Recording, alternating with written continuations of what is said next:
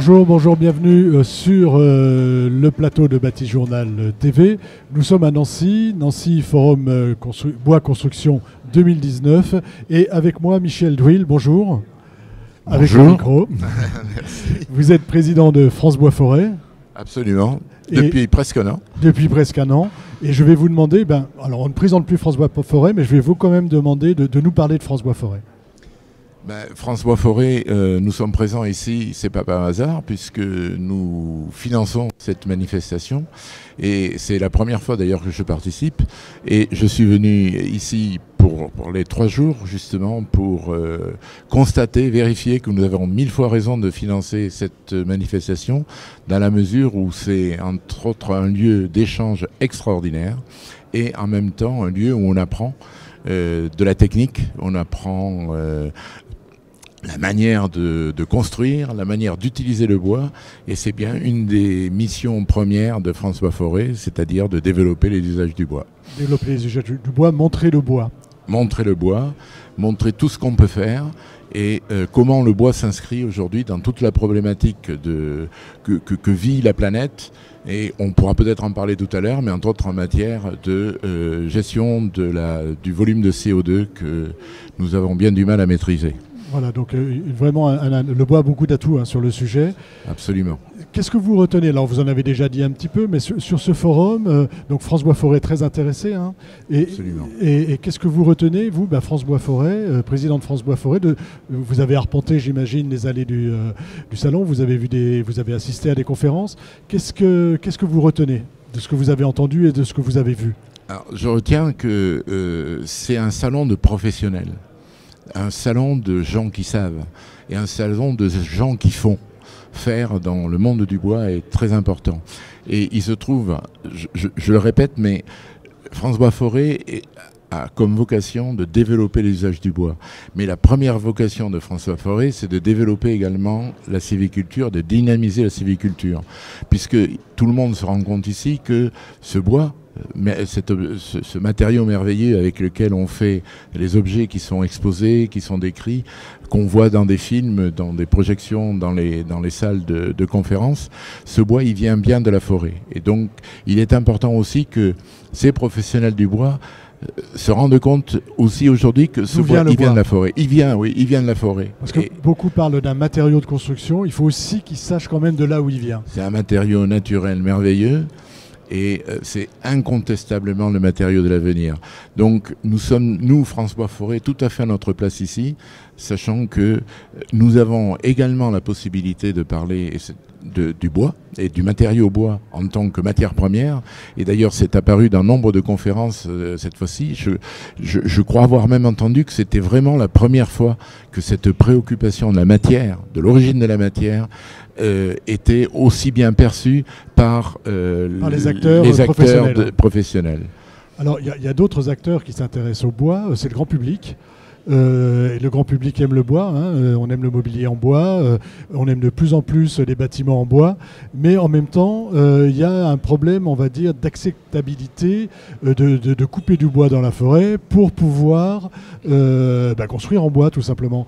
Donc, comment vous abordez cette question à France Bois Forêt, de fait de vouloir... oui, je veux du bois, mais il y a un moment donné, si je veux du bois, il faut aller le couper en forêt.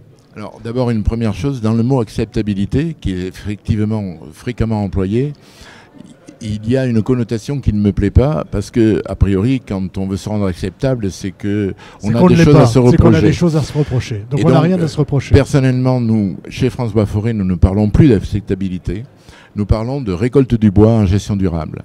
Ça veut dire quoi? Ça veut dire que nous avons pris conscience, parce que nous savons, que le matériau bois est aujourd'hui, quand on cumule les avantages que la forêt procure avec les usages du bois, est le seul matériau qui nous permette effectivement de lutter pour la captation du gaz carbonique.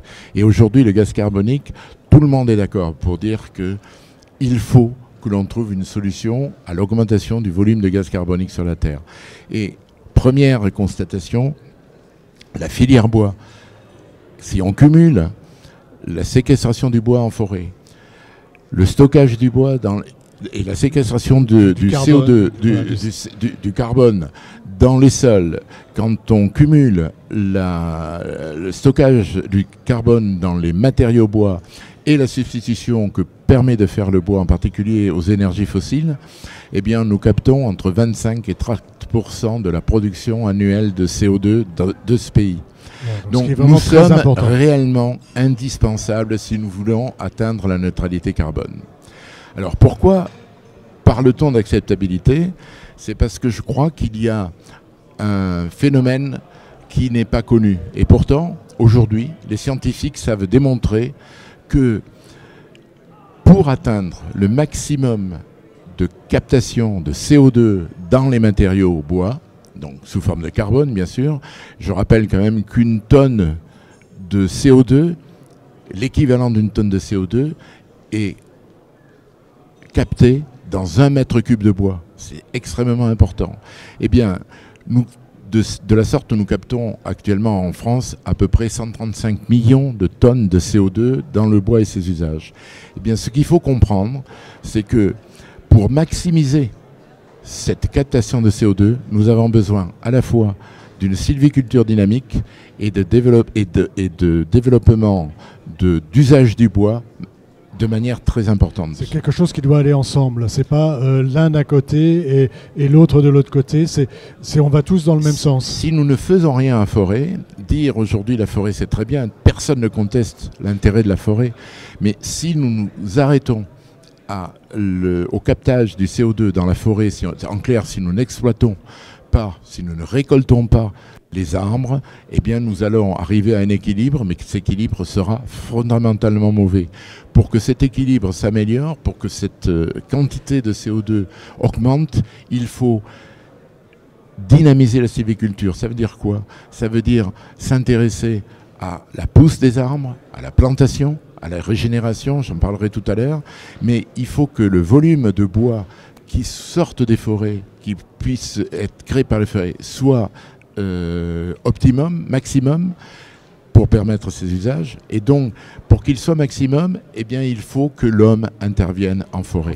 Et il faut couper du bois pour qu'on puisse construire des immeubles en bois et construire éventuellement, construire par exemple le village olympique. Il faut déjà couper du bois pour que la forêt soit plus efficace en elle-même. Évidemment, quand on coupe du bois, on le fait pour des usages. Et ces usages, ils sont nobles aujourd'hui parce que les professionnels ici, sur ce forum, ont démontré de manière éclatante, je crois, que le bois, non seulement c'est bon pour la nature, mais c'est également bon parce qu'il est très agréable de vivre dans des bâtiments en bois, dans des appartements en bois, avec de l'aménagement en bois. Je le confirme, c'est ce que j'ai entendu pendant ces 2 jours. Je n'ai entendu, j'allais dire que ça quasiment, le bien-être qu'apporte le bois.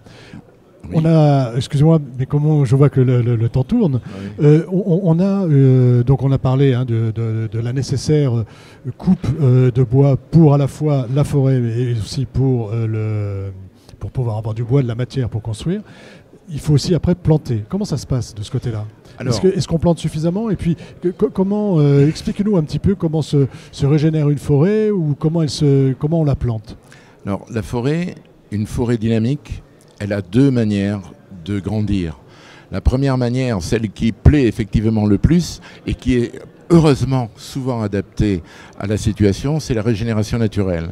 En clair, pendant 50, 100 ans, 150 ans, les arbres ont fait des graines. Ces graines, eh bien, elles sont en attente dans le sol et quand l'exploitation forestière fait qu'on amène de la lumière au sol, ces graines poussent. Voilà, donc, on coupe un arbre et la lumière pénètre et permet aux autres arbres de pousser. Absolument. Le problème est que pour que cette régénération soit efficace, il faut non seulement qu'elle soit effectivement productive, qu'elle produise des arbres futurs, des arbres qui ont de l'avenir, mais il arrive que c'est impossible, il arrive que ça n'arrive pas. Il faut en même temps que cette régénération soit faite avec des essences qui aujourd'hui sont conseillées par les scientifiques, des essences qui sont bien adaptées au réchauffement climatique. Par exemple, il y a des stations qui aujourd'hui contiennent du chêne pédonculé et les scientifiques nous disent, et on les croit, qu'aujourd'hui il faut du chêne sessile. Si on veut transformer une forêt de chêne pédonculé à chêne sessile, il faut passer par la plantation.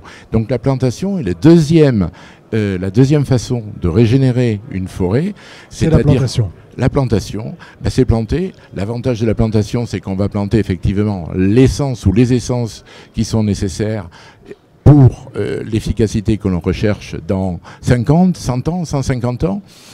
Mais les deux systèmes sont compatibles. Et contrairement à ce qu'on croit, une régénération et une plantation ont un prix de revient qui est sensiblement équivalent, parce que si une régénération est conduite naturellement, la plantation est certes un peu plus mécanisée et artificielle, mais la régénération, si l'homme ne travaille pas, ça ne produit rien, quoi qu'il arrive.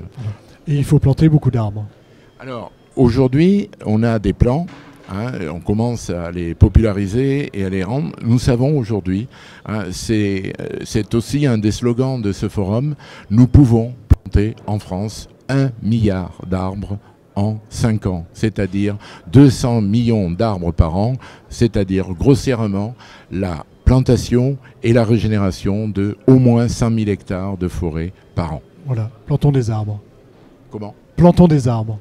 Plantons des arbres. Et l'arbre est effectivement un des éléments primordiaux pour l'avenir de la planète. Merci d'être venu nous le dire sur le plateau de Batijournal TV. Donc une émission à retrouver sur notre site Batijournal TV, sur le site de notre partenaire, France Bois Forêt, et sur le site du Forum Bois Construction. Merci à vous. Avec grand plaisir, merci.